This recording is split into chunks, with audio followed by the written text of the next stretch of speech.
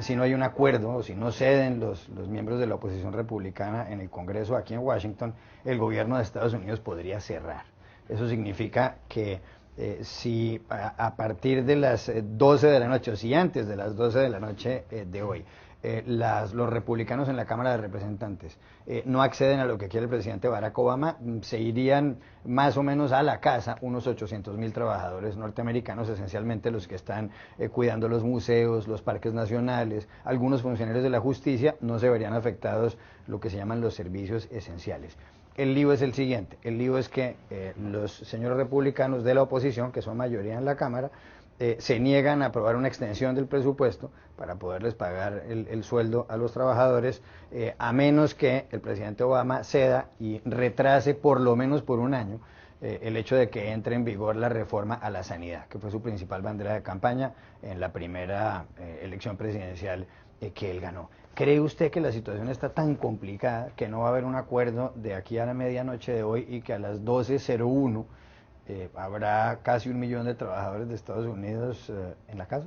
Está complicada porque no se ve una solución racional a la vista debido a que el tema está siendo básicamente puesto como rehén por una minoría de conservadores ultra en la Cámara de Representantes que obviamente tienen rebasado al líder John Boehner y a su nomenclatura bajo la lógica de que lo que no pudieron lograr a través del proceso legislativo y democrático normal, que es de tener una iniciativa de ley como la ley de salud asequible, ahora lo quieren hacer a trasmano a través de estas estrategias parlamentarias, condicionando no solo el cierre del gobierno, que si bien podría tener implicaciones, por ejemplo, por el cierre de embajadas, consulados en política exterior, también condicionándolo a un tema que es sumamente más importante, que es la posibilidad de elevar el techo de la deuda. Estados Unidos sería declarado en insolvencia financiera, Juan Carlos, el 17 de octubre, a menos que haya un acuerdo en conjunto en los temas presupuestales. Es un tema muy serio, es una crónica de una parálisis anunciada, y a mí lo que me preocupa después de haber visto 21 horas de esta perorata de Ted Cruz en el Senado es la deshonestidad intelectual con la que se toca el tema de salud, ¿no? Él habla de algunos temas que evidentemente han creado polémica. Sabemos que, por ejemplo, hay algunos sindicatos que se oponen a algunas cosas, algunos demócratas como Joe Manchin están diciendo que hay cosas que deben mejorar porque impactan, por ejemplo, la contratación. Pero el hecho de decir como que esta ley es el anatema, cuando realmente surgió en momentos que había 48 millones de personas sin seguro médico, cuando de esos 48 millones, 15 millones eran latinos, ¿no? Cuando las aseguradoras, y nos consta por la relación que tenemos con ellas, te negaban constantemente tratamientos porque tenías enfermedades preexistentes, etcétera. Es como si todo hubiera sido muy bien hasta que llegó la ley de salud asequible, y no es así, ¿no? Por la otra parte, yo creo que también la administración Obama tiene responsabilidad. No ha sabido vender bien la ley de salud asequible. Yo creo que levante la mano quien sepa exactamente de qué se trata. No hay datos muy claros de ello, algunos elementos que se saben, pero no todos en su conjunto. Y él mismo abrió la caja de Pandora de este tema, de la renegociación del tema, cuando permitió una exención a las empresas, menores empresas, de este mandato de contratación por un año. De tal manera que estamos en esta tormenta perfecta. Yo creo que el presidente en este momento tiene la razón de no negociar temas como la operación del gobierno y el tema de la elevación de la deuda por el hecho de que estos republicanos quieren mover la ley de salud. Creo que está muy complicado. Hoy el Senado tiene que tomar un voto decisivo, que es en relación con la propuesta que aprobó el fin de semana la Cámara Baja. Lo más probable es que ellos aprueben una ley limpia, que regrese nuevamente a la Cámara Baja y que hoy nuevamente, como en un final de fotografía maratónico, antes de la medianoche sepamos, uno, si los republicanos entraron a la era de la razón y por lo tanto aprueban una ley que deje de fuera los condicionamientos, o dos, si entramos en un periodo de parálisis similar al que ocurrió hace 17 años con consecuencias políticamente más negativas para los republicanos que para los demócratas. Justamente iba a ese punto porque en 1995 ocurrió algo parecido. Se cerró parte del gobierno durante 28 días, en dos periodos, el primero del noviembre 4 al 9 y después de diciembre a enero del 96, era la presidencia de Bill Clinton. Pero yo me pregunto si este sistema del cual se ufanan los estadounidenses, del de checks and balances, el de pesos y contrapesos entre las ramas del poder público, en este caso el legislativo y el ejecutivo, no se ha salido de madre, porque parece como que el Congreso tiene ya unos poderes, parece que estuviéramos ante una especie de poder ejecutivo congresional, como dicen algunos analistas. A uno le llama la atención que la primera potencia del mundo esté en semejante problema.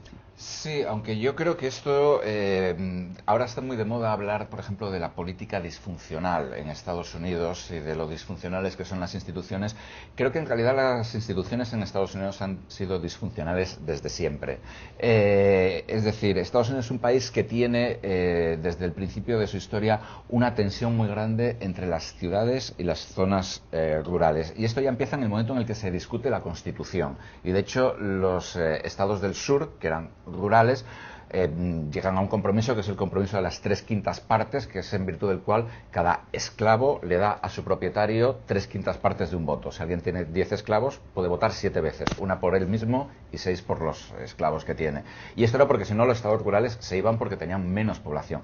Y ahora vuelve a pasar lo mismo, es decir, todos estos republicanos son republicanos de áreas rurales. Las mismas áreas rurales que ahora mismo, por ejemplo, están queriendo secesionarse de los estados. Aquí en Maryland, el oeste de Maryland quiere separarse de Maryland, el norte de California también, el noreste de Colorado también, porque dicen que el estado está tomado por liberales, comunistas, etcétera. Entonces, yo creo que la historia de Estados Unidos es una historia con muchísimas tensiones que los americanos han olvidado muy convenientemente dentro de la educación que reciben y de la historia que estudian. Es decir, Estados Unidos es un país que tiene de 44 presidentes, el 9%, es decir, 4 han sido asesinados.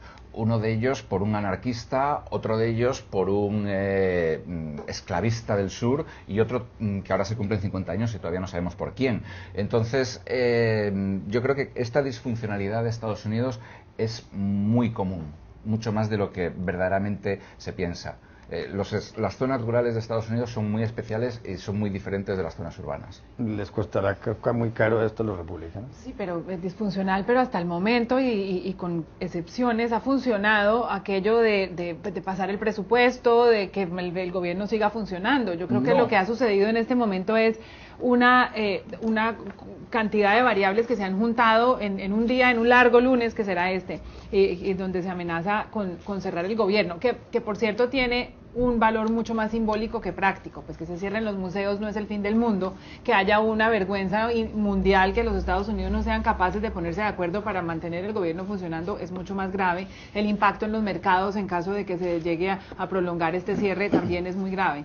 Pero lo que está pasando y lo que estamos viendo aquí es, primero, la fractura total de una relación que venía muy mal, que es la relación entre los demócratas y los republicanos. Segundo, una guerra civil dentro del Partido Republicano, alimentada con mucha gasolina y dinero por una fundación que se llama The Heritage Foundation, que era hasta hace un tiempo un think tank, un centro de pensamiento serio, y que en este momento ha sido invadido por un brazo político que lo que está haciendo es una guerra adentro del partido. O sea, si uno es un congresista republicano en Estados Unidos, uno tiene el Heritage Foundation vigilándole sus votos y poniéndolos en un lugar público, amenazando con darle fondos a su contrincante republicano si los votos no coinciden con una agenda de extrema derecha. Es el brazo armado y económico del partido del T, que es el que en este momento tiene en jaque al gobierno y al líder de la mayoría republicana en la Cámara. El señor John Boehner, que es un zorro político de vieja data, en este momento está completamente en jaque. Por un lado, si llega a ceder ante algunas de las presiones de los más moderados, lo van a sacar del liderazgo. Es así de simple, porque en este momento no tiene el poder para quedarse.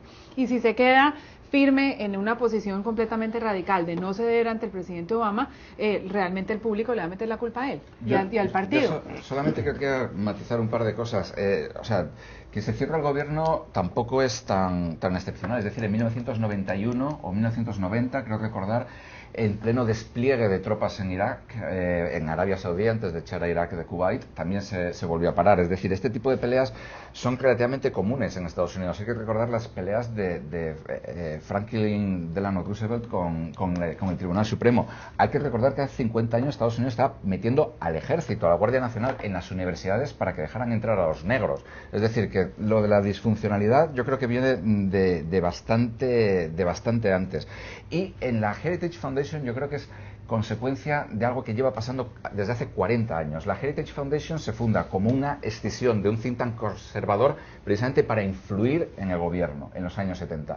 Y bueno, cuando tú alimentas este tipo de monstruos, pues al final el monstruo te acaba comiendo. La Heritage Foundation, no olvidemos, son los que dijeron que la legalización de los latinos no se podía hacer porque los latinos son más tontos que los anglosajones. López Zamora. Bueno, yo solamente un punto, ¿no? A mí lo que se me hace serio no es tanto que sea o no disfuncional, qué gobierno es funcional en el mundo, damos la vuelta vuelta a América Latina, Europa. El problema aquí es que se está utilizando una táctica pseudo parlamentaria para subvertir el proceso democrático. Estamos hablando de una ley que fue aprobada por el Congreso, por las dos cámaras, que fue adjudicada legalmente, que fue promulgada por el Ejecutivo y que además fue santificada, si le queremos decir, por la Suprema Corte de Justicia, que determinó que el mandato reforma individual, sanitaria. la reforma sanitaria era legítima. De tal manera que, usando una táctica parlamentaria para subvertir ese proceso democrático, ¿quién le dio la soberanía a Ted Cruz o a un grupo de 20 o 40 personas en la Cámara Baja? Nadie. Eso es lo grave del tema. Es una apuesta matemática. Los republicanos apuestan a que la gente le tiene más miedo a Obamacare, a la ley de reforma sanitaria, que al cierre del gobierno. Y a eso le están apostando.